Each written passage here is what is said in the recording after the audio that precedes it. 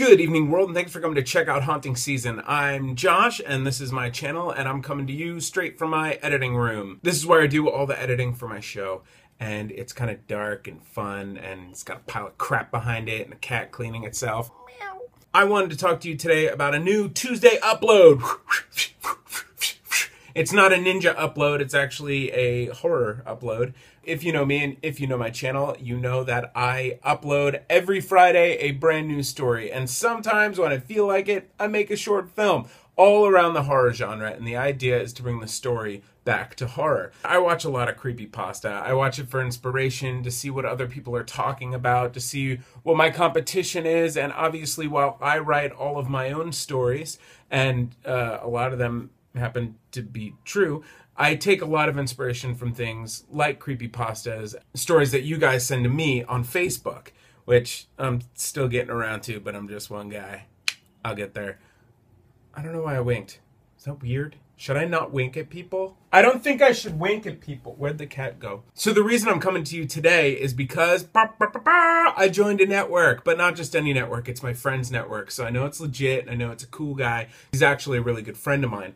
And it's called OmegaWorks, and you can join too if you'd like, and you can message me and I'll give you information about that, or if it's cool with him, I can put information below. But one idea that he and I had was, since this is a growing network and there's a lot of great people telling great stories in great ways, why don't we just showcase some of them on my channel? So every Tuesday, I'd like to bring to you a new and interesting person from OmegaWorks, the network that I am in a new show segment called OmegaWorks Presents Creepypasta. There are going to be stories that I picked out personally, ones that I particularly liked, and I thought you guys might like. And hey, it's a way for you guys to find new things, and it's a way for me to promote my friends, and a way for us all to have just a little bit more scary in our lives. The first one I chose is a classic creepypasta. It's called The Expressionless. And if you haven't heard it, then you're in for a treat. And if you haven't heard DimensionBucket tell it, which is the YouTube channel on which I found it, then you are in for an even bigger treat. So I hope you have a scary Tuesday night. And tomorrow is Haunting Season Paranormal Investigations, our first investigation at Annie Wilder's house, which I'm sure I will probably put a link here once it's up, since I'm a smart guy and I like to do things like that. And hey, I'll see you guys tomorrow. All right? Have a scary night. Bye.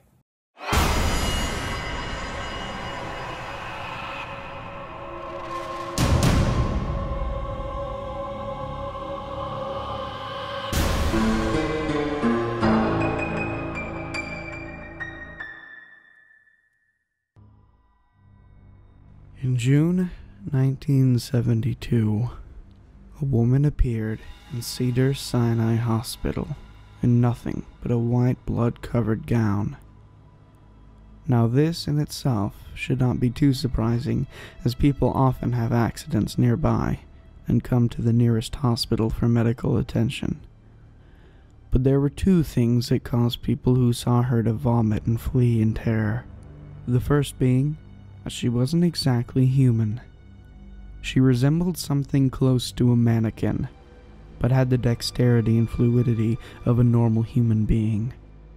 Her face was as flawless as a mannequin's, devoid of eyebrows and smeared in makeup. There was a kitten clamped in her jaws, so unnaturally tight that no teeth could be seen, and the blood was still squirting out all over her gown and onto the floor. She then pulled it out of her mouth, tossed it aside, and collapsed. From the moment she stepped through the entrance to when she was taken to a hospital room and cleaned up before prepping for sedation, she was completely calm, expressionless, and motionless. The doctors thought it best to restrain her until the authorities could arrive, and she did not protest. They were unable to get any kind of response from her, and most staff members felt too uncomfortable to look directly at her for more than a few seconds. But the second the staff tried to sedate her, She fought back with extreme force. 2 members of the staff had to hold her down as her body rose up on the bed with that same blank expression. She turned her emotionless eyes towards the male doctor and did something unusual. She smiled. As she did, the female doctor screamed and let go out of shock. In the woman's mouth were not human teeth, but long, sharp spikes, too long for her mouth to close fully without causing any damage. The male doctor stared back at her for a moment before asking, "What in hell are you?" She cracked her neck to her shoulder to observe him, still smiling. There was a long pause. The security had been alerted and could be heard coming down the hallway. As he heard them approach, she darted forward, sinking her teeth into the front of his throat, ripping out his jugular and letting him fall to the floor, gasping for air as he choked on his own blood.